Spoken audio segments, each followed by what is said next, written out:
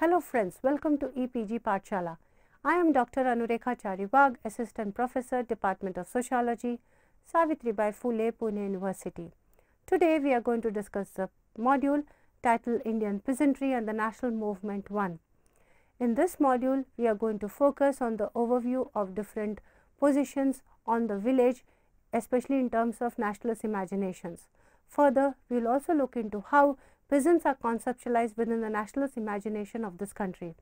Further, we will also look into how different thinkers such as especially Mahatma Gandhi, Jawaharlal Nehru and Dr. B.R. Ambedkar have really conceptualized the idea of village that has impacted the way nationalism has really looked at Indian villagers. This module, which is titled Indian Peasantry and the National Movement 1, is part of the paper Agrarian Social Structure and Change that is coordinated by Dr. Manish Thakur of IIM Kolkata.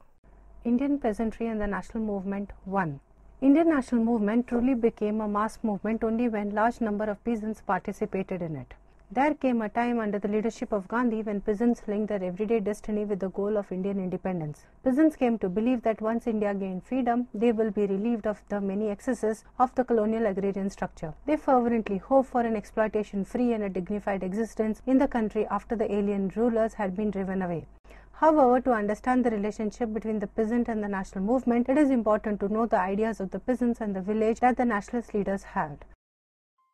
For these ideas informed the strategies of the mobilization of peasants and in turn informed the overall ethos of the Indian national movement. Therefore, in this module, we will talk about the place of the village and the peasants in the nationalist imagination.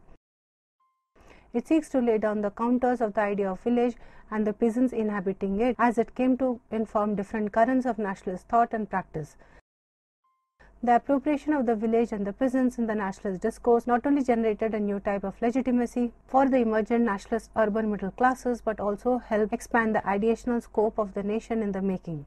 This module also attempts to peep into the inherent fault lines of the nationalist project. The competing political agendas of the different groups and forces had a significant impact on the varied idealizations, criticisms of the Indian village and the peasants. This comes out most strikingly in the way Ambedkar contested Gandhian idealization of the village. The Constituent Assembly debates provide a useful vantage point to evaluate and contextualize such inner dissonances of the nationalist agenda so far as the village and the peasants are concerned.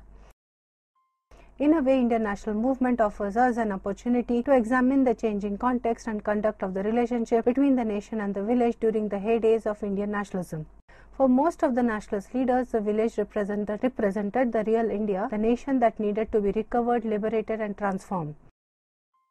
The village and the peasants stood for the traditional Indian social life and the essence of Indian civilization. Thou, the nationalists agreed on the fact that it represented the core of the traditional social order of India. Variations on both the merits of the traditional Indian village life and a place in the future of India of their visions were clearly discernible. In effect, they reflect the contesting visions of India's past and futures. Nationalist appropriation. In the nationalist literature, we find two principal themes concerning the village: the urgent need to preserve the basic constitution of the Indian village and the all-pervasive lament over the disintegration of the village under the colonial rule. These twin themes ignited many nationalist minds. In the nationalist thinking, nationhood survived in the village as the latter was left unaffected by the foreign rule owing to the innate virtues of its constitution. Through a series of contrasting interpretations, the same village, which was created by the colonialists for altogether different purposes, came to play an important role in the nationalist thought and practice. So profoundly did the image of traditional India, composed of the myriad of self-contained village republics, stamp itself upon the consciousness of the educated populace of the 19th century, that the influence of the modernity was read invariably as a disintegrative one. Nationalists would ask, had not the traditional forms of local self-government resting on the village panchayat and the village headmen been rapidly drained of life by the judicial and administrative machinery of the modern state? Had not the monetization of the land revenue demand and the pressure for cash crop been followed by an invasion of the closed village economy by foreign manufacturers with the resultant overthrow of traditional handicrafts? The Indian nationalists of different hues and persuasions shared these simple though powerful ideas alike. There were many factors behind the nationalist appropriation of the village and the peasants. The urban middle classes which were championing the nationalist cause, needed the village to bolster their claims to be the true representatives of the Indian nation. By making the village the site of the public policy debates, they could bridge the cultural gap between their own urbanity and the rural rustic tradition of the village. It was immaterial to them whether they had known the village personally. What mattered was that the village occupied a pride of place in their public discussions and formulations. More than any direct experience of the village, nationalist debates should be looked at in terms of the evolution of national ideas about the historical substance of the nation and its future. Nationalist leaders shared with the Europeans an urban identity alienated from the village, but at the same time imperial ideology lumped all the natives together as native subjects whether they were from the village or not. In this scenario, the growth of political nationality depended on the efforts to bring the village and the town together in the abstract opposition of the Indian and the British. This, in fact, was one of the important reasons for the success of the Indian national movement under the leadership of Gandhi. It enabled the Indian nationalists to produce a distinctively national sense of village inside the British Empire. In this sense, the entry of the village and the peasants into the nationalist discourse also protected the cultural status of the urban middle classes by uniting them with the villagers in their opposition to colonialism. As a literate voice for the illiterate people, a national intelligentsia could present the village to the public and represent the rural masses. As self-professed spokesmen of the imaginary nation, they entrusted to themselves the task of translating vernacular village tradition into English language of modernity. By virtue of the mediation, the nationalist voices succeeded in making the problems of the country into a critique of the colonial policies and also make village India a colonial problem. By holding colonialism responsible for the problems of village India, such as famines and poverty, low agricultural production and indebtedness, the nationalist intelligentsia not only challenged the colonial domination but also imparted a distinctively nationalist interpretation to the idea of village. Educated leaders of the country could now speak for the country as a whole, the village included. Even Jawaharlal Nehru conceived of a traditional agrarian system of which collective or cooperative village formed the linchpin. He saw the cooperative spirit of the village as prefiguring a socialist India. Gradually, the idea of a traditional village council gained ground, ignoring the fact that a panchayat was no village forum but functioned exclusively in a segmentary capacity as a caste council. Closely related to the idea of a harmonious village, nay its very basis, Jajmani system became a picture of reciprocity and equality which facilitated localized exchange of goods and services through a series of transactions among peasants, artisans and other service castes. This exemplary social distribution of local production was toasted as an unique feature of the village India.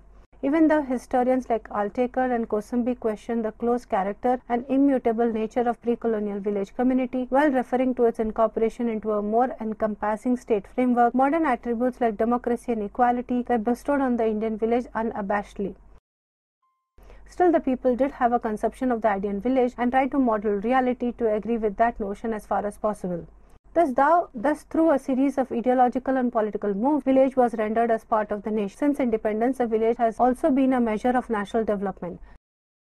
The nationalist ideas concerning the village have been expressed through latter-day efforts to resurrect village institutions, land reforms and rural development. Even after independence, the Indian nationalists found it harder to resist sentimentality. The Gandhian school in particular saw a revival of the golden past in the Panchayati Raj institutions and other measures of village development in post-colonial period. As Mendelssohn rightly remarks, in the later nationalist Indian version of this, the village myth took the form of nostalgia for a supposed village panchayat or a deliberative body in which everybody or at least all men took part. Gandhi's invocation of the ideal village. Not surprisingly, the myth of Indian village, which was put into place by the colonial administrator scholars, became central to the Indian nationalist view of the past. This myth found most of its potent articulation in the politics of Mohandas Karamchand Gandhi. The marked change in the social character of the Indian national movement in the early 1920s shows Gandhi's concern for the village and the villagers. Thereafter, his entire political life was dedicated to charting out a detailed blueprint for an India which could be a community of self-reliant and largely politically autonomous villages. The translation of this myth at the basis for political action was called variously as Gram Swaraj, Gramothan or Swabhalamban. The ideas associated with these terms, which are evocative of a golden past when India was a land of pristine village communities, came to influence the process of making of the Indian constitution as well. The nationalist myth of autonomous village community was also used as a plea for the resurrection of the Indian polity by Jayaprakash Narayan. This also shows how Gandhi's ideas had entered into the political doctrines of post-independent India. According to Narayan, the village community expressing the two ideals of the voluntary limitation of wants and of unanimity in social and political views should be preserved and strengthened as a fundamental element in the Indian political system. Much later, the emergence of Bharat versus India debate underlines new aspirations regarding the state-village relationship. Thus, the idea of village traverses a wide terrain from being synonymous with India itself, nay the authentic and real India, to a political camouflage for defending the interests of the rural bourgeois. It would not be off the mark to argue that a heightened sense of national zeal and fervour came to inform rural development in post-independence India. Rural development was considered an essential item on the agenda of post-colonial nation building. The fanfare associated with the launch of community development program is a case in point. More importantly, even though the Gandhian ideas could not form the bedrock of the Indian nation, their rhetorical sway was too strong to wither away, notwithstanding Ambedkar's forceful advocacy to the contrary. Expectedly, Gandhi, the most illustrious nationalist, believed that under colonial domination the real India lived on in the villages. In this traditional habitat, he sought the key to establishing a modern society after independence. For him, national liberation was an empty rhetoric unless efforts were made to free the rural masses from the conditions of poverty, literacy, disease and squalor. He desired a drastic transformation of the village social life and substantial delegation of political power to villagers. Gandhian program of rural reconstruction was based on the conceptualization of the village as a collectivity based on fundamental equality and cooperation. He believed that the members of the village had a tendency to be free from self-interest. The leadership of the Congress movement, though already internally divided on the issue, repeatedly advocated a post-colonial development policy of village restoration in accordance with Gandhi's principles. The subject came up for discussion in the Constituent Assembly, where some members wanted the village to be the basic unit in the new social and political order. Ambedkar would have none of this and silenced his critic by pointing out that the Indian village was and always had been a den of iniquity and cesspool of factionalism. His intervention, however, did not go unheeded by the major part of his audiences. In retrospect, it seems as if it were a moment when the idealism of Gandhian vision yielded to the overwhelming realism of Nehruvian Ambedkarite vision. Evidently, the village Swaraj was the centerpiece of Gandhi's vision of an independent India. In a broader sense, one sees three stages in Gandhi's enunciation of the Indian village. To establish the equivalence of Indian civilization with the West, which made him counterpoise the village to the city and presented the village life as a critique of and an alternative to modern culture and civilization. 2. To effectively articulate his concern within the actual existing village on the ways and means of reforming them. And lastly, to present the Indian village in an essentially futuristic framework as a potential core of an alternative civilization. For Gandhi, villager was to be the locus of genuine freedom. To be fair to Gandhi, his idealization of the village also followed from his fundamental opposition to parliamentary order. Admittedly, Gandhi sought equilibrium between the city and the village, as he was convinced that a complete harmony between the village and the cities would form the basis for the eradication of such evils such as unemployment, class distinctions and the like. He was at his reiterative best when he said that real India was to be found not in her towns but in her villages. This is not to say that he was oblivious to the pathetic conditions prevalent in the villages of his time. Not only did he agree with Curtis' description of an Indian village as a collection of unsanitary dwellings constructed in a dunghill, but also offered to give more details about the neglect of the villagers. What distinguishes Gandhi from his contemporary compatriots such as Nehru and Ambedkar was the conviction that the deplorable condition of the Indian village was a historical outcome of foreign rule and continuous neglect rather than the original state of affairs. His prophecy, if the villages perish, India will perish too, was more to stress the great importance of the village in the Indian social system than idealize and romanticize the then prevailing village life as alleged by many of his critics. Had Gandhi been an Arcadian romantic and a Luddite, he would not have invested so much of his political energy for the reformation of the Indian villages. He held the view that the propensity of the permanent and the fair nature can be secured through proper development of villages. Thus Gandhi, the born democrat, wanted to build the structure of pure democracy inch by inch directly from below. He wanted to make each village a complete republic, independent of its neighbors for vital wants, and yet interdependent on or many others in which dependence is a necessity. He wanted to present the model of real village government to depict his ideal of a perfect democracy, based upon individual freedom and at the same time upon collective and cooperative action. He was honest enough to admit that the conditions he prescribed applied to the ideal village of his conception, and that it might take a lifetime to model such a village. He asked any lover of true democracy and village life to take up such work and to start by being the village scavenger, spinner, watchman, medicine man and schoolmaster simultaneously. As he said, if all the Indian villages could come up to the ideal, India would be free from most of its worries. However, Moore argues that what Gandhi sought was a return to an idealized past. The Indian village community, purged of its most obviously degrading and repressive features such as untouchability, provided him with a blueprint of that idealized past. For Moore, fundamentally, the notion of village democracy is a piece of romantic Gandhian nostalgia that has no relevance to modern conditions. The pre-modern Indian village was probably as much as a petty tyranny as a petty republic. Certainly, the modern one is. Be that as it may be, after independence, a certain nationalist genuine reflection to the Gandhian vision came to inform the introduction of CDP and the various other measures of rural development. These programs were meant to cater to Gandhian constituency, even though the essential import was different. In a way, the CDP is the official version of Gandhian constructive program, omitting some of its important provisions for social reform and with considerable admixture of techniques gained from the Rural Extension Service and industrialization of the United States.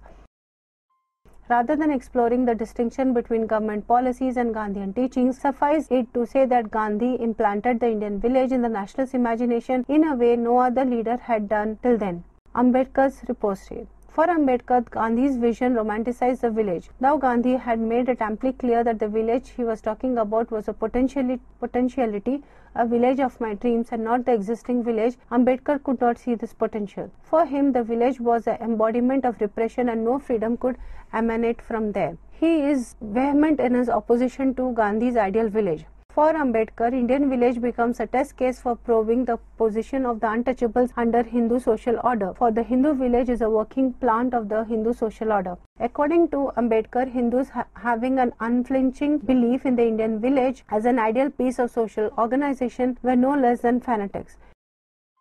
It is this fanaticism that have made them dominate the proceedings of the Indian Constituent Assembly by way of making angry speeches in support of the contention that Indian villages be made the base of constitutional pyramid of autonomous administrative units with its own legislature, executive and judiciary. From the point of view of the untouchables, there could not have been a greater calamity. He explains, thank God the Constituent Assembly did not adopt it. Nevertheless, the Hindus persist in the belief that the Indian village is an ideal form of social organization. Ambedkar takes pain to prove the novelty of the idea of the ideal village. This belief of the Hindus is not an ancestral belief, nor does it come from the ancient past. He is convinced that such idealizations have been borrowed from Metcalfe. While quoting Metcalfe at length, he argues that since the idealistic description of Indian village came from the high-placed members of the governing class, Hindus felt flattered and adopted his view as a welcome compliment. It comes easily to subject people, Hindus in this case, to internalize the judgment of their masters and further degrade their own intelligence and understanding. By going the whole hog in lapping the elogies of Indian village, Hindus have merely exhibited the weakness common to all subject people.